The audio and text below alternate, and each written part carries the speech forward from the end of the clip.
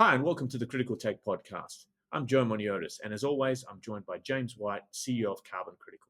Today, we're exploring the future of clean tech startups and how they're dealing with the initial and anticipated decisions of the Trump administration. But first, we have a sponsor. This episode is proudly sponsored by TenantIQ.ai, the AI assistant that helps landlords stay on top of maintenance requests, rent payments, and lease renewals. Simplify property management and keep everything running smoothly. Visit TenantIQ.ai to learn more. To delve into this very important topic, we're joined by our special guest, Joseph Nagle, the head of corporate strategy at Pando Electric. Gentlemen, welcome. All right, let's start by talking about the EV charging bottleneck and why solutions like Pando's matter. EV adoption is accelerating, but the charging infrastructure is not keeping up, especially for renters and multifamily housing. There are hidden barriers, like costly infrastructure upgrades, electrical capacity limits, and permitting headaches. Joseph, I'd like you to tell me about how Pando's solution differs from the traditional EV charging solutions, and why also, let's broaden that into a discussion about why level 2 charging is critical for the widespread adoption of EVs. Absolutely. So Pando Electric was purpose-built for the multifamily charging space. I've actually been in this industry for over 10 years, specifically focused on multifamily charging. And if you know anything about this industry, it's been 10 years and it's really not yet been solved. And a lot of that reason comes down to something very simple, and that's costs. So the way that Pando has been built is to provide not only a high-powered level 2 charging station, but also to provide something at the lowest possible cost. So that we can actually drive down the affordability for the charging stations for the property owners, who are often forgotten about in this entire mix. They're often asked to put in a lot of expensive infrastructure that blows out their budget and then makes earning a profit on electric vehicle charging almost impossible. And then at the same time, it deters them from putting in any additional stations, so that so we were designed specifically to scale within the properties to charging solutions, so that the EV drivers themselves have the peace of mind knowing that they can go from 0 to 100 overnight if they need to. And so really that's the two keys that we needed to marry together in order to build a successful company within the multifamily space. Okay. This is the Pando Electric smart outlet. As you can see, it's a NEMA 1450 connected outlet. This actually has a built-in utility grade meter that's been certified by the CDFA, which is a governing body here in California. They also do the certification for gas station pumps. So this actually has something built into it that has been tested for the 4th decimal place of accuracy for kilowatt hours sold. This also has built-in power management. So we're able to actually cycle through the different charging sessions to actually stretch the electrical infrastructure further. It actually can build out some demand response as well for the utility company. So if they enter into like a peak charging event or something like that, they can actually ask us to lower or turn off charging completely to avoid any blackout or brownout issues. But the reality is, what we really wanted to do is make something very simple. And the biggest thing that we needed to do is get rid of the cord that's connected to these things. That's actually one of the biggest costs that's associated with electric vehicle charging today, is that connected cord. And it's not because it was poorly designed, it's actually just because people don't treat them very well. They don't get left in the holster correctly, they fall on the ground, they get stepped on, run over, whatever. And because of that, they break. The problem there is that the breakage is not only going to cost you $200 to $300 to replace the cable, it's going to cost you another $200 to $300 to get a certified electrician to come out and do that work. And then it's going to take about 2 to 4 weeks for the electrician to actually come outside there and perform that work, because it's pretty low level. It's only one fix and it's going to be a couple $100. It's really not worth their time. So you can imagine if your gas station was shut down for 2 to 4 weeks and you had to go find something else, it's going to be very, very annoying. And then at some point, it's going to start to become a problem for your job or whatever you need to do on your daily basis. With this, if the cable's broken, all you need to do is get on Amazon. 24 hours later, you have a cable back in, ready to go. So I think the first question that comes to mind is, how is the power divided? How many units can you wire up in series?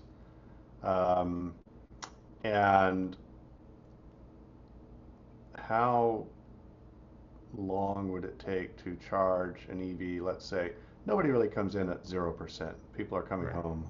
Let's say they're below 20% and they want to get to about 80%. And so that's say 50 kilowatt hours of charge, let's say you had 5 tenants on one circuit, how realistic is it that they could actually get there overnight with this system? It's actually very realistic to get there overnight. In fact, that's actually the use case it was designed for, is to get from 20 to 80%. That's actually the happy spot for most EV batteries anyway, to make sure that you're not getting any degradation, keep a healthy battery pack. So the way that our power management works today is it's actually oscillating power levels between each outlet. We typically daisy chain 4 to 5 outlets together under one circuit. We can go up to 10. However, that's typically something we only do in a very extremely power limited scenario, a very old building that just has absolutely no energy. Then we'll go that route. Otherwise, we'll stick to the 4 or 5.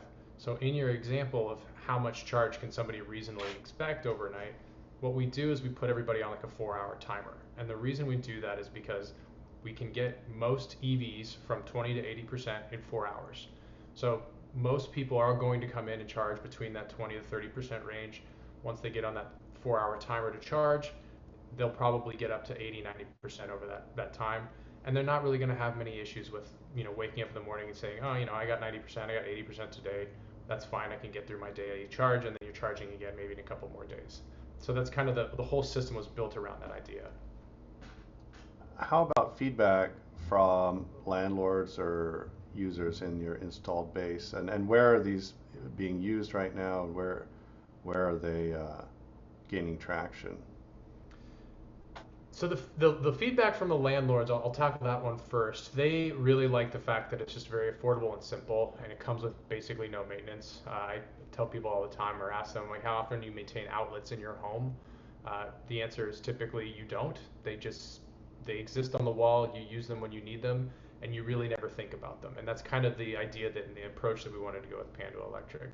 To date, Pando Electric does operate in all 50 states, although that's a little bit misleading simply because we go where the EV drivers are, which is more often than not in the state of California where I'm at right now. I'd say about 50% of all of our installs are in the state of California, and oddly enough, about 50% of all the EVs in the United States are also in the state of California. However, we are starting to see a bit of a change, a bit of a shift. States like Texas, Florida, New York are really starting to come online. Colorado, where my home state, is really growing pretty fast as well. And then obviously the entirety of the West Coast has kind of always had a good amount of EVs. So we're starting to see a lot more movement in states that aren't California now. So we're starting to slowly expand outwardly there.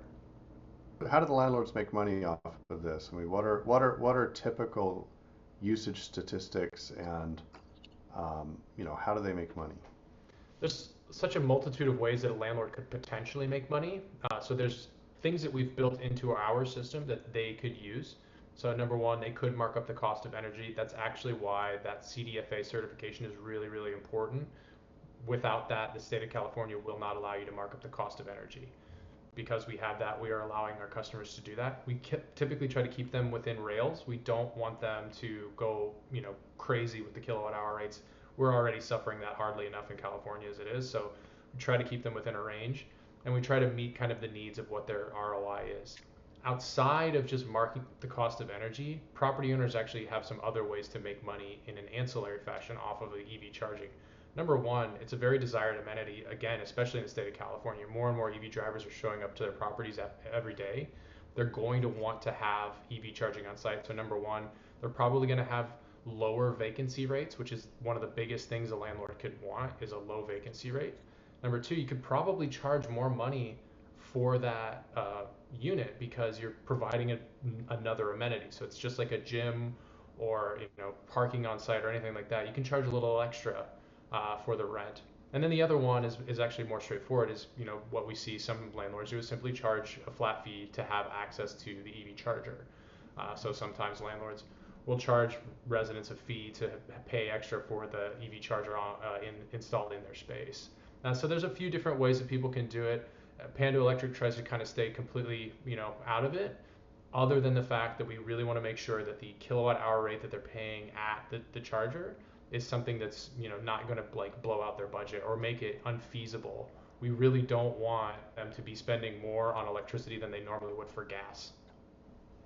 Now, speaking of landlords, managing rentals doesn't have to be a headache. TenantIQ.ai automates maintenance requests, tracks rent payments, and keeps lease agreements organized, all in one place. Smarter property management starts here. Learn more at TenantIQ.ai.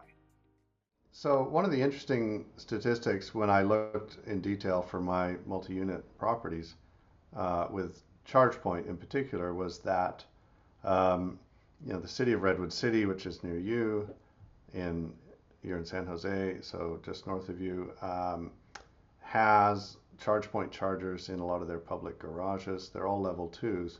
And I was able to look at their actual hourly return or hourly billings for electricity that they were selling through ChargePoint.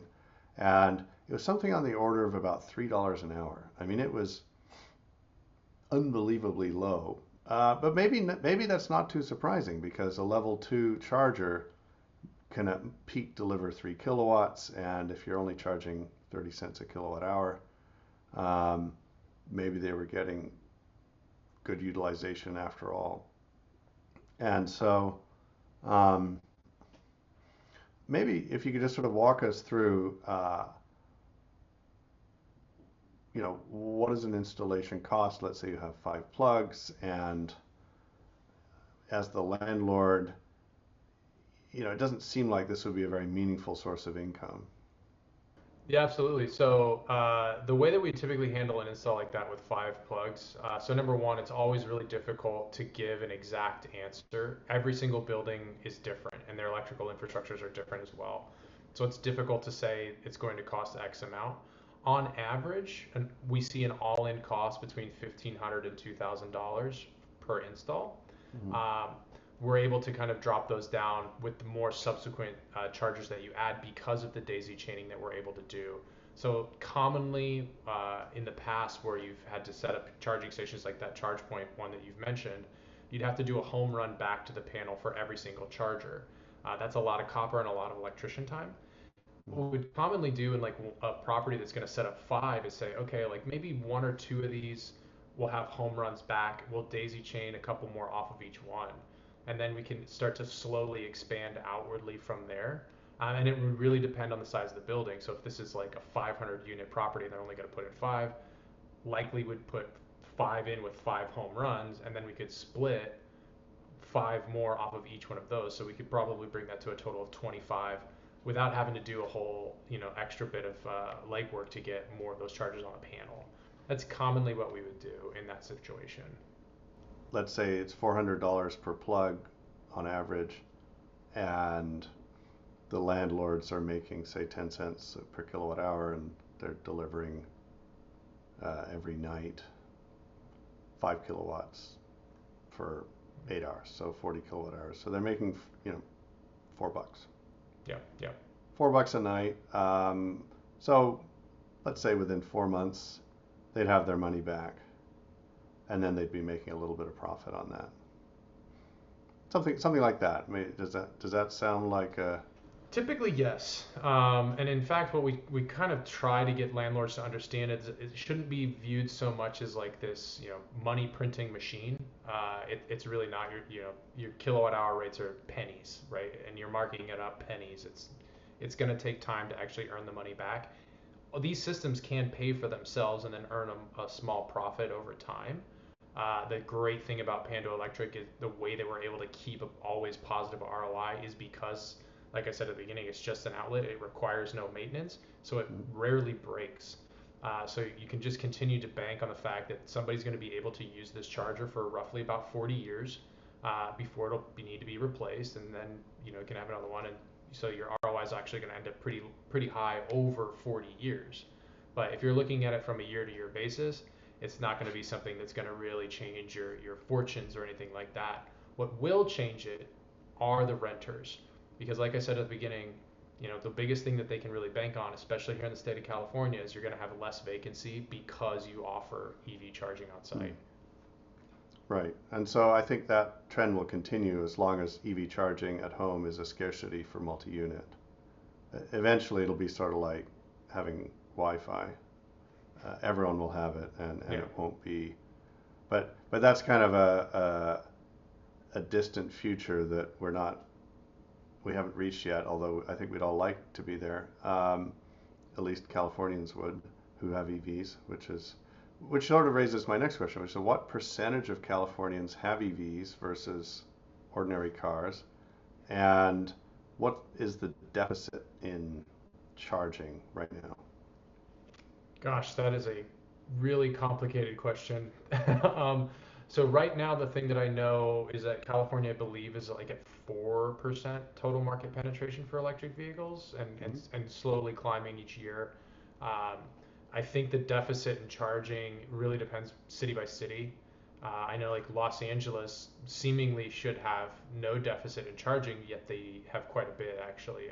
There's lots of different studies out, but it basically shows the fact that something I've known for quite a long time is that public charging is not going to solve this problem alone. We need to add charging where people live, where it's most convenient, even if it's like a level one solution. I get that that's not, ideal for everybody, Mm. but it'll get you by for a daily charge. Like it'll put about 30 miles of range back on your car overnight, which is close enough to your daily driving needs that it will get you there. You're going to still need to use your supercharger stations or anything like that, but it'll do something in terms of alleviating the strain that we're currently putting on a lot of the public network and the grid entirely. So you said something kind of interesting there, which is brought to mind I can't remember what it's called, but the California's mandate for plug-in hybrids and electrics, which starts actually sort of later this year, right? It's 2026 model year. 35% of new car sales have to be in one of those two categories. And particularly the plug-in hybrid case was always one that perplexed me a little bit because the batteries are so small and the cars only go 50 miles on electric, which to your point is about what most people drive in a day. But then you have to charge every single day, which is not at all how an EV works. A normal EV you charge once a week or maybe twice a week. So, um, But you know what it is like? It's just like your cell phone. You that's will true. charge that thing every night, regardless of where the battery's at, whether it's at 5% or 95%. You're probably going to plug it in overnight. Yes, but it's got a plug right by my bed. And if you put one in that garage, it's almost the same experience. People often ask me that question of how long does it take to charge my vehicle from 0 to 100%. I'm like, well, I mean, we can talk about the actual time it will take, or we can talk about the time that you're going to spend. And the time that the person is actually going to spend charging that vehicle is about 5 seconds. They come in, plug in, turn on the charger, and then walk away, and that's it. Yeah. Yeah. No, I think it's I think the concept is very well formed in that the convenience factor of charging at home essentially outweighs everything else. I mean, I bought gas for the first time in 2 years because I was borrowing a friend's pickup. Uh, like, and I was like, this was so inconvenient. I had to pull off the road, stop. They wanted money for it. I mean, I've often talked to people in that respect of sort of like, does anyone even actually enjoy going to the gas station? And the answer is typically no. It's maybe not something you hate doing, but it's certainly not something you enjoy doing. It's more or less a chore. And so my question is, if we're going to design this entire new method of transportation or newish, electric vehicles have been around for a very long time, but if we're going to design something, why wouldn't we design it from the ground up from something that we can actually be like useful and better, especially since we have the electrical infrastructure that we need already built into most of our homes anyway.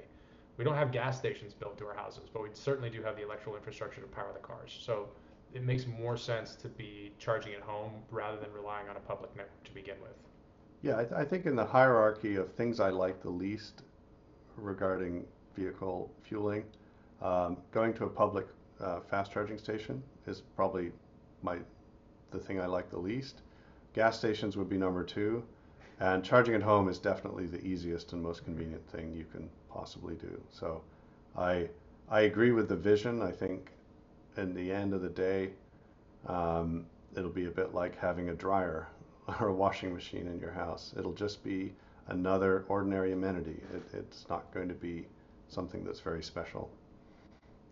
Yeah, I completely agree. And a lot of the people, when we talk about, EV's impact on the grid, this actually is not a new phenomena. We went through this exact same argument back when AC was starting to really become prevalent in the 1970s. And it caused some problems, and then we were able to, a lot of these are just engineering issues that we need to overcome and solve. This is not a new argument, it's just a new form of an age-old argument about the grid can't handle the electrical demand. And we're going to have to come up with new solutions in order to get over that, but it's not something that anyone should be worried or scared about. I think you brought a great analogy to air conditioning, the prevalence of air conditioning, or even just electric dryers, which are about the same load as an EV charger in terms of amperage. So historically, what did that look like as those appliances became commonplace, and how was that solved? I mean, do we really need any new engineering, or can we just fall back on something we did 60 years ago? I think we're going to need new engineering. I think more or less what was done back then was just increase supply, which we're now at a point where our grid really can't handle the amount of supply that is required. Like, there is a point to be made for some people to say, like, the grid cannot handle the EVs if every car on the road is an EV. That's true. But not every car on the road is an EV. Even the most EV heavy state is 4% market penetration. So it's going to be a very long time before we actually hit that 100% marker. But because they're battery packs, there's actually a lot of really interesting things that you can do with electric vehicles, vehicle to grid or vehicle to home, V2X stuff, that would really change our complete energy infrastructure overnight. You can imagine, one of the really big issues with renewable energies is that they're not consistent, or when they are consistent, like solar, it's in the worst time of the day. It's during the daytime when we're using the least amount of energy. So to have a mobile battery pack that's hooked up to the grid, cars are parked 90% of the time. You're actively, solving an issue that's built into renewable energies as well. So you're generating solar in the middle of the day. You can fill those battery packs up and use them to drive around. You can drive them home, park them in your garage, and then use it to power your home at night. So there's a lot of very interesting things you could actually start to do just because it's a battery pack with wheels. So that's actually quite interesting as well. So I had put a solar panel on my house, and at peak output it produces 6.5 kilowatts, which is vastly more power than I could ever use, except if I was charging.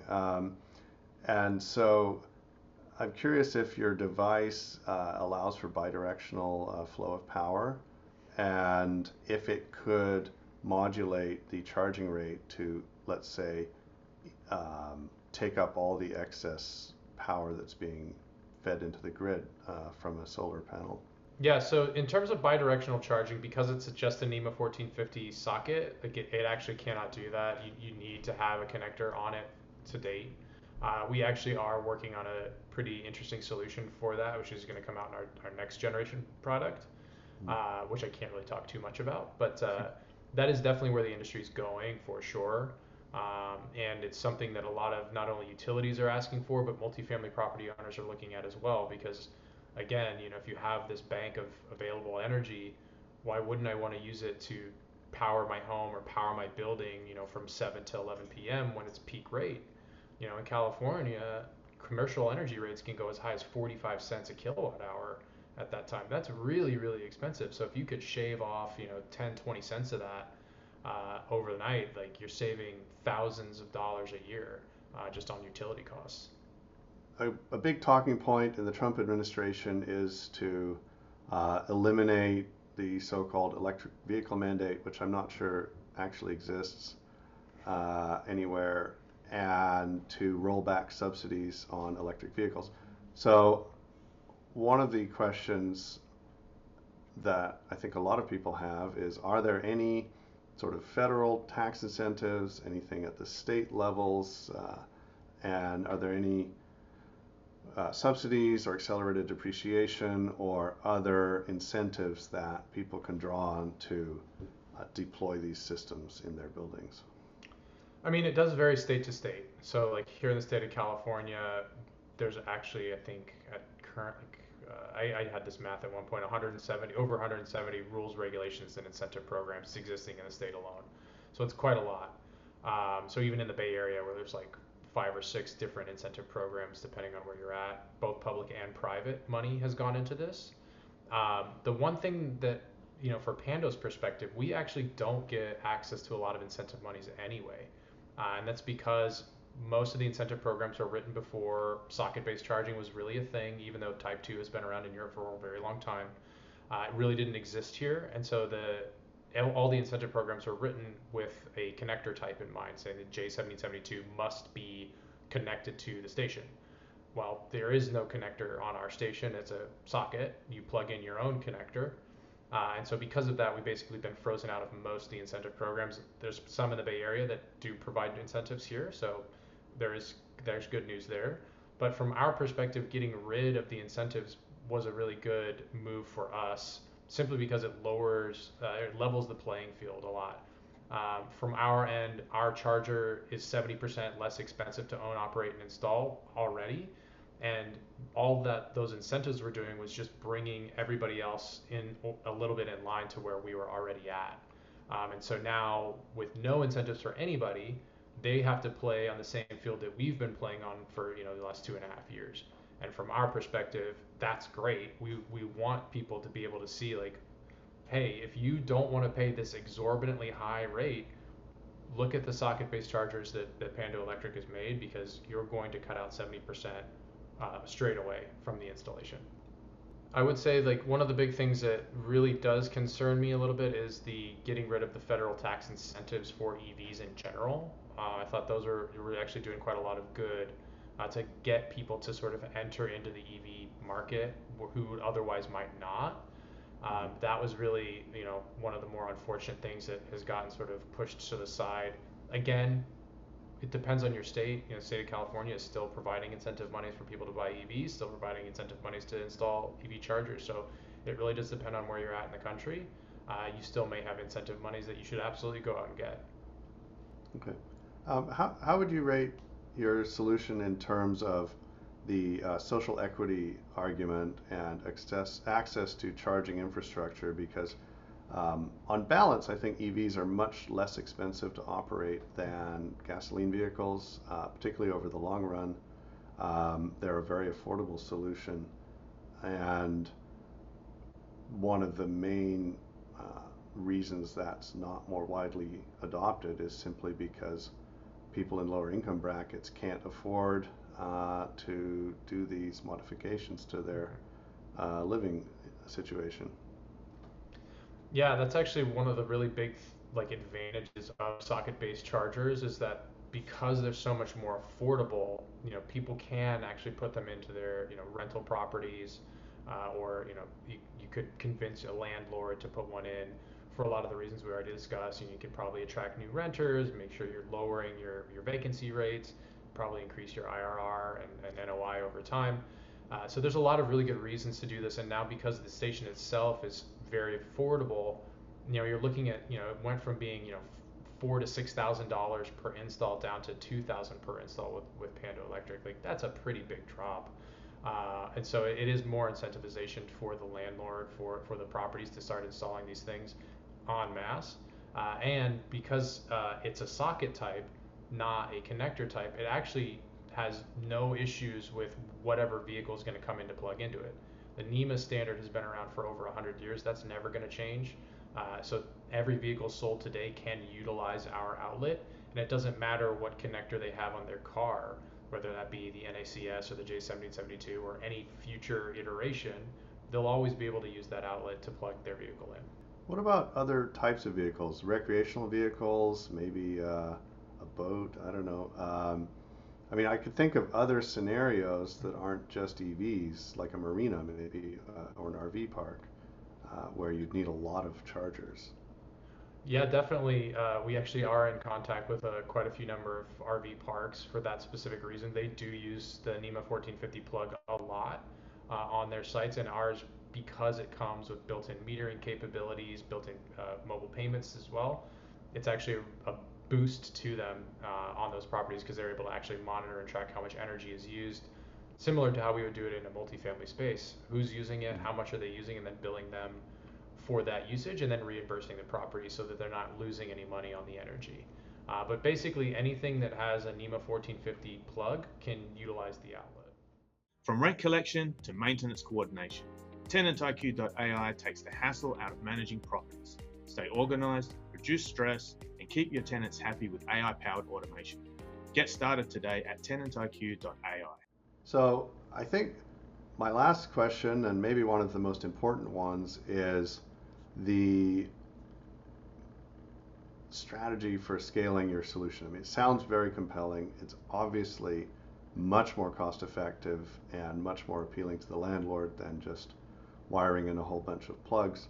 So how are you reaching landlords, and what is the conversation like?